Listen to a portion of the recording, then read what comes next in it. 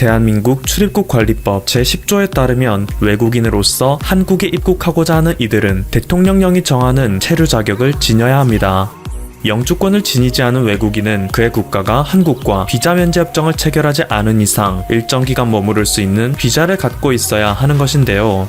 이때 이러한 비자를 가지고 있지 않거나 비자를 갖고 있음에도 그 유효기간이 지나 대한민국에 머무를 수 있는 자격이 없음에도 불법으로 한국에 머무르고 있는 이들을 향해 우리는 불법 체류자라고 합니다. 이들은 한국에 거주하는 것 자체가 불법이므로 세금을 납부할 의무를 가지지 않을 뿐더러 의료와 교육 등 공공 서비스의 혜택도 누릴 수 없습니다. 그리고 체류 사실이 발각될 경우 강제 퇴거 절차를 밟게 되죠. 이들은 주로 개발도상국에서 한국으로 돈을 벌기 위해 온 경우가 많습니다. 단기 비자를 얻어서 한국에서 돈을 벌다가 비자 기간이 만료되면 그때부터 숨어 지내기 시작하죠. 또는 얼마 전까지만 해도 무비자 관광이 가능했던 제주도의 특별 제도를 악용하기도 했습니다. 한때는 하루에도 18명꼴의 외국인들이 제주도에서 사라지는 일이 빈번하다는 기사가 올라오기도 했는데요. 때문에 2017년 기준 약 23만 명에 달했던 한국의 불법 체류자들에 대한 한국인들의 시선은 마냥 곱지만은 않았던 것이 사실입니다. 그런데 최근 한국에서는 이러한 불법 체류자를 위해서 한국인들이 국민 차원까지 올리는 사태가 벌어졌는데요. 사건의 개요는 다음과 같습니다.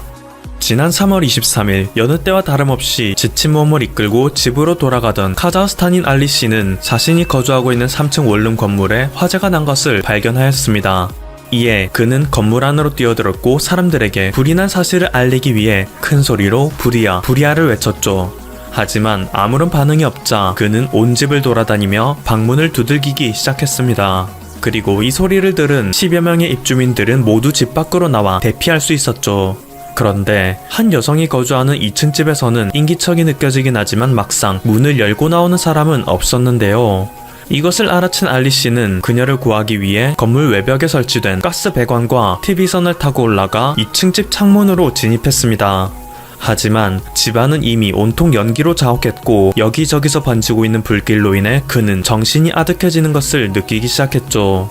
그래도 때마침 소방차가 도착하여 사이렌 소리가 울렸고 그는 온 힘을 다해 구조 요청을 할 수 있었는데요. 소방관과 경찰 등이 현장 수습에 나서기 시작했을 때 그는 2에서 3도의 화상을 입을 정도로 큰 부상을 당한 상태였지만 혹시라도 자신이 불법 체류자라는 사실이 발각될까 두려워 황급하게 현장을 떠나고 말았습니다. 이후 알리 씨의 사연은 현장에서 구출된 주민들에 의해 인터넷상에서 급속히 퍼지기 시작했습니다. 그리고 이 사정을 알게 된 인근 손양초등학교의 장선옥 교감은 그의 치료라도 돕겠다고 나섰는데요. 덕분에 그는 서울의 한 화상 전문병원에서 치료를 받게 되었죠. 장선옥 교감은 그에게 신분이 탄로날 텐데 왜 불 속으로 뛰어들었냐 라고 물었습니다. 그리고 이에 대한 알리 씨의 대답은 장선옥 교감 그리고 한국인들의 네티즌들을 감동시키기에 충분했는데요. 그것보다는 우선 사람을 살리는 게 중요하다고 생각했습니다. 라고 답한 것이죠. 하지만 이후 그는 법무부에게 자신이 여태까지 불법 체류를 해왔음을 자진 신고하고 5월 1일까지 한국을 떠나겠다고 하였습니다.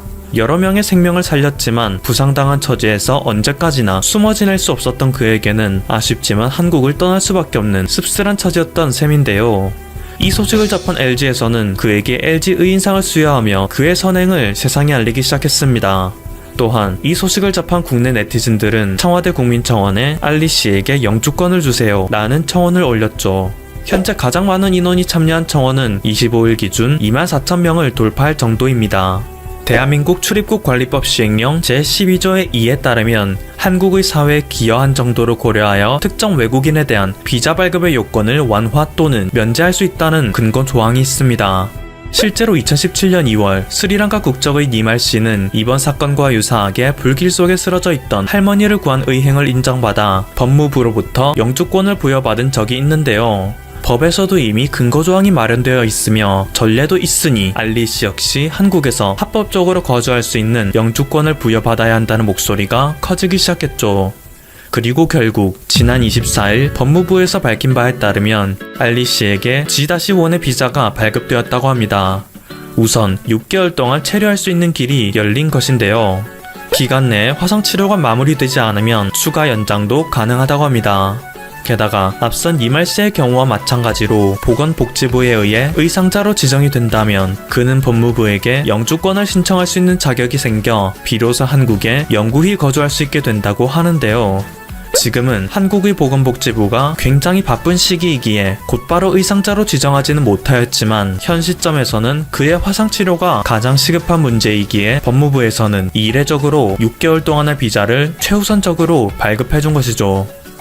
최근 프랑스에서도 이와 유사한 일이 있었습니다. 하지만 이를 접한 국민들의 반응은 한국과 프랑스가 조금 다른 면이 있었는데요. 2018년 프랑스에 거주하던 불법 이민자 마무두 가사마 씨는 5층 높이의 건물을 기어올라 4살짜리 아이를 구하였습니다. 그리고 이것은 모두 영상으로 담겼기에 페이스북에서 그가 영웅으로 올라서는 것에는 그리 오랜 시간이 걸리지 않았는데요. 마크롱 프랑스 대통령 또한 이것을 접하여 가사마 씨를 엘리제 궁으로 초대하였고 감사의 뜻으로 프랑스 시민권을 부여하였습니다. 마크롱은 이것에 더해 가사마 씨를 프랑스 소방관으로 특채하기까지 했는데요. 이것이 당연한 대우라고 말하는 시민들도 있긴 했지만 또 다른 사람들은 마크롱의 대응은 모순으로 가득 찼다라며 비판하는 목소리를 내기도 했습니다. 프랑스에는 이미 가사마 씨와 같은 처지에 놓인 이민자들이 많은데 가사마 씨는 특별히 운이 좋아 걸린 케이스라는 거죠. 같은 해 4월 프랑스에서는 이민자들에 대한 규제를 강화하는 법안이 통과된 상태였는데요. 대부분의 이민자들에 대한 규제는 강화하면서 운 좋게 걸린 한 사람에 대해서 특별 대우를 한다는 것은 프랑스의 가장 중요한 원칙 중 하나인 평등을 위반하는 처사라고 비판하는 목소리가 커졌습니다. 또한 마크롱 대통령은 그를 단지 프랑스가 영웅의 나라로 비춰지도록 마케팅에 활용한 것에 불과하다는 비난이 일기도 했죠. 여러분의 생각은 어떠신가요? 저는 프랑스의 일부 비판론자들의 말이 어느 정도 이해가긴 하지만 그렇다고 해서 의인들에 대한 대우를 일반 불법 체류자들과 억지로 동등하게 맞출 필요는 없다고 생각합니다. 오히려 세간에 밝혀지지 않은 의인들이 있다면 그들을 다른 불체자들과 동급 취급하기보다는 그들의 선행이 더 알려질 수 있도록 노력하는 게 맞다고 할 수 있죠. 이런 사례가 더 많아질수록 한국에 불법 체류 중인 외국인들도 어떻게 해서든 한국 사회에 더 많은 기여를 하려 노력할 거라 생각합니다.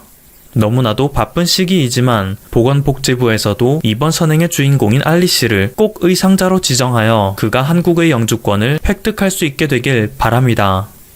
세계 최고 부자였던 록펠러의 독주를 막기 위해 시작되었던 미국의 반독점법.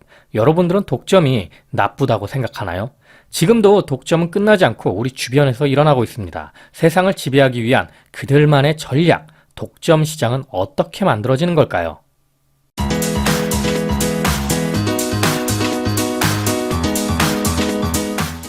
안녕하세요. 세상의 모든 지식들을 재밌고 쉽게 풀어드리는 네오의 지식창고입니다. 여러분들의 구독과 좋아요는 제게 큰 힘이 됩니다.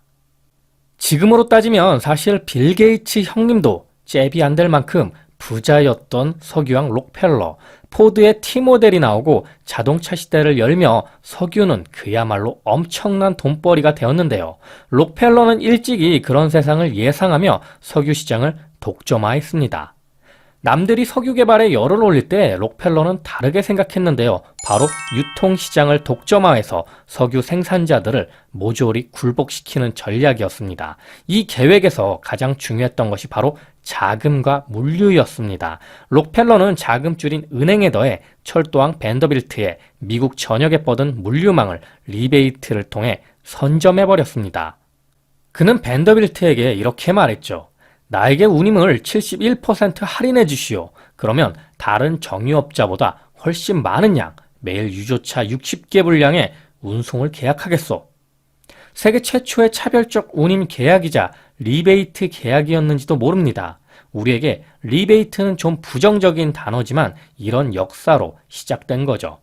사실 리베이트는 우리 일상에서 아주 흔하게 받는 것입니다. 통신사 캐시백, 항공사 마일리지 등이 모두 리베이트의 일종이죠. 강력한 독점력을 바탕으로 록펠러는 경쟁 정유업자들에게 이렇게 말합니다. 회사를 나에게 팔고 가족의 생계를 지키든지 아니면 나와 경쟁하다가 파산해서 거지가 되든지 결정 좀 하지. 록펠러는 이렇게 강압적으로 적대적 인수합병을 하면서 1882년 석유 생산, 정유, 운송, 공급 등을 하는 41개 회사를 일사불란하게 통제하는 스탠더드 오일 트러스트를 결성합니다. 결국 1890년 미국 전체 석유 시장의 무려 88%를 록펠러가 독점하게 됩니다. 미국의 석유 공급과 가격은 사실상 록펠러가 모두 결정하게 된 거죠. 어마어마한 부가 쌓이기 시작한 것은 당연한 결과였습니다. 그리고 록펠러의 거대한 성공을 본 미국 경제에 트러스트의 광풍이 몰아쳤습니다. 철강 트러스트, 구리 트러스트, 금융 트러스트까지 미국의 모든 산업이 돈을 벌기 위해 트러스트로 똘똘 뭉치기 시작했죠. 그때서야 의회에서 반독점법을 제정하게 됩니다. 그런데 명칭이 이상하죠? 반독점법이 안티모노폴리가 아닌 안티트러스트란 이름이 붙은 이유는 이러한 트러스트의 역사 때문이죠. 하지만 법은 강하지 않았습니다. 1890년대 만들어진 반독점법은 십수년이 넘도록 별 효과가 없었죠. 록펠러는 트러스트를 정면으로 금지하는 법을 피해 지주회사를 허용하는 뉴저지주로 본사를 이전하고 지주회사를 통해 미국 전역의 회사를 통제할 수 있었습니다. 그러던 중 아이다 타벨이 쓴 책 스탠더드 오일의 역사가 큰 반향을 일으키게 됩니다. 록펠러가 철도회사로부터 받은 리베이트를 비롯해서 경쟁자를 무자비하게 무너뜨렸던 이야기가 세상에 알려진 겁니다. 당시는 물론 지금까지 깨지지 않는 미국 최고의 부자에 대한 폭로였고 독자의 반응은 폭발적이었습니다. 대중은 분노했고 회사를 해체하는 것에 대한 사회적 감정적 분위기가 마련되며 1906년 미국 연방법무부의 반독점국은 드디어 스탠더드 오일에 대한 반독점법 소송을 제기하게 됩니다. 그리고 5년 뒤 1911년 5월 15일 역사적인 회사 해체 판결을 선고합니다. 스탠더드 오일을 34개 회사로 분할한다. 이게 바로 최초의 반독점법의 시작이었는데요. 책 초기업의 시대는 그들이 독점 시장을 어떻게 형성하고 경쟁자의 숨통을 조이고 대중의 마음을 차지하려는 그들만의 전략에 대해 이야기해줍니다. 저자 천준범은 현재 법무법인 세움의 변호사로 2018년 지식 콘텐츠 플랫폼인 퍼블리에 독점 기업이 돈 버는 방법을 연재했던 것이 엄청난 인기를 끌며 현재 이렇게 책 초기업의 시대로 재탄생할 수 있었습니다. 자, 록펠러가 석유의 시대를 열었다면 현재 우리가 살고 있는 지금은 정보의 시대입니다. 빅데이터는 21세기 석유다 라는 말이 있을 정도로 정보는 아주 중요한 자원이 되고 있죠. 록펠러부터 시작된 독점은 끝나지 않고 계속 이어지고 있습니다. 다만 우리도 모르는 사이에 진행되고 있을 뿐이죠. 지금 세계 최고 기업으로 성장 중인 아마존을 예를 들어볼까요? 아마존의 클라우드 서비스 AWS와 물류 서비스인 FBA는 점점 많은 기업과 사람들이 이용하고 있습니다. Get 아마존드, 아마존 되다. 요즘 미국에서 자주 섞인 농담으로 쓰이는 말인데요. 좆됐네 또는 새됐네 라는 말과 비슷한 의미입니다. 아마존이 새로운 시장에 진출하면 그 시장에서 원래 사업을 하던 회사는 결국 아마존을 견디지 못하고 망하게 됩니다. 장난감 왕국 토이저러스가 대표적인 예죠. 아마존은 책에서 시작해 의약품까지 파는 대형 이커머스 플랫폼이 되었습니다. AWS는 IT 기업에게 꼭 필요한 컴퓨터와 스토리지를 빌려주고 FBA는 온라인 상인에게 꼭 필요한 창고 대여와 배송 대행 서비스를 해줍니다. 그러다 보니 데이터베이스 시장을 장악한 기업 오라클과 대형 택배 배송 기업 페덱스도 아마존의 경쟁자 리스트에 추가되었죠. 심지어 아마존이 2014년 발표한 인공지능 스피커 알렉사는 구글을 포함한 모든 가전제품 회사에 위협이 되고 있습니다. 아마존의 확장은 정말 끝이 없어 보이는데요. 과거 스탠더드 오일의 실상을 고발했던 아이다 타벨은 록펠러에 대해 이렇게 말했습니다. 록펠러에 관해서 가장 인상적인 점 중 하나는 그의 인내심이다. 록펠러는 리베이트를 통해 석유를 싸게 팔면서 경쟁 회사가 견디지 못하고 퇴출할 때까지 끈기 있게 기다렸습니다. 시장을 장악한 후에도 석유 가격을 올리지 않았죠. 대신 힘이 빠진 경쟁자를 끊임없이 인수했습니다. 그리고 석유가 사람들에게 꼭 필요한 상품이 되면서 자연스럽게 최대의 부를 거뒀습니다. 그로부터 100년 후에 나타난 제프 베조스의 인내심은 록펠러보다 더하면 더했지 결코 덜하지 않은 것 같습니다. 손해를 보면서까지 가격을 낮추고 경쟁자가 무너질 때까지 기다립니다. 그런데 록펠러와 다른 점은 아마존은 초기업의 형태로 끊임없이 다른 시장으로 영역을 확장하면서 전략을 반복하고 있다는 것이죠. 아마존이 반독점 회사로 낙인 찍히지 않는 가장 큰 이유는 바로 벌어들인 돈을 다시 새로운 사업을 위해 쏟아붓기 때문입니다. 그래서 아마존은 오랫동안 적자를 지속해오기도 했죠. 지금의 쿠팡이 매년 수천억 원의 적자를 보면서 시장을 쓸어갈 것인가 아니면 몰락할 것인가 매년 회자되는 것과 비슷합니다. 반독점법은 소비자를 위한 법입니다. 하지만 독점이 소비자에게 해가 되지 않고 오히려 이익을 준다면 어떻게 될까요? 지금의 아마존은 소비자에게 이익을 주고 있습니다. 쿠팡도 마찬가지죠. 록펠러의 스탠더드 오일은 최초의 반독점법을 만들게 된 계기가 되었고 그로 인해 기업이 쪼개졌지만 아마존은 그런 과정 없이 아직도 승승장구하면서 반독점법을 피해갑니다. 2019년 아마존은 미국 이커머스 플랫폼의 소비자 쪽 시장에서 압도적인 힘을 갖고 있습니다. 소비자 쪽 시장에서는 독점 기업이라 해도 충분하죠. 이제 반대편인 판매자까지 장악하면 아마존은 판매자에서 소비자까지 이르는 이커머스의 모든 길을 차지하게 됩니다. 산업화 시대에 독점을 깨야 한다고 생각한 가장 큰 경제학적 이유는 시장은 가격 메커니즘을 통해 사회의 부를 효율적으로 재분배하는데 독점 기업은 가격을 스스로 결정하기 때문에 원래 소비자가 가져야 할 부를 가져가기 때문이었습니다. 독점 기업 스스로 시장의 규칙이 되면 시장에서 형성되는 것보다 가격을 높게 책정하기 때문에 시장이 망가진다는 의미였죠. 그런데 모바일 시대의 플랫폼은 사실상 모두 독점 기업이고 시장의 규칙이 됐습니다. 구글과 페이스북은 모바일 광고의 규칙입니다. 페이스북이 광고 알고리즘을 바꾸면 미국은 물론 한국의 온라인 광고 업계가 다 같이 휘청입니다. 아마존은 이커머스의 규칙입니다. 아마존의 가격에 따라 경쟁 사업자의 전략이 움직이죠. 그런데 아직 소비자는 이런 모바일 서비스를 무료로 또는 아주 싸게 이용하고 있습니다. 이들은 가격을 올릴 생각도 별로 없어 보입니다. 모바일 시대의 독점 기업은 가격으로 소비자를 불편하게 하는 것이 아니기 때문이죠.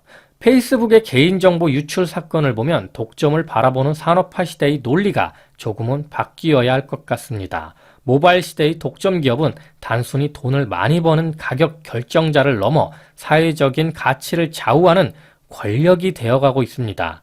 상품이나 서비스를 장악하는 것이 아니라 정보를 장악하기 때문이죠.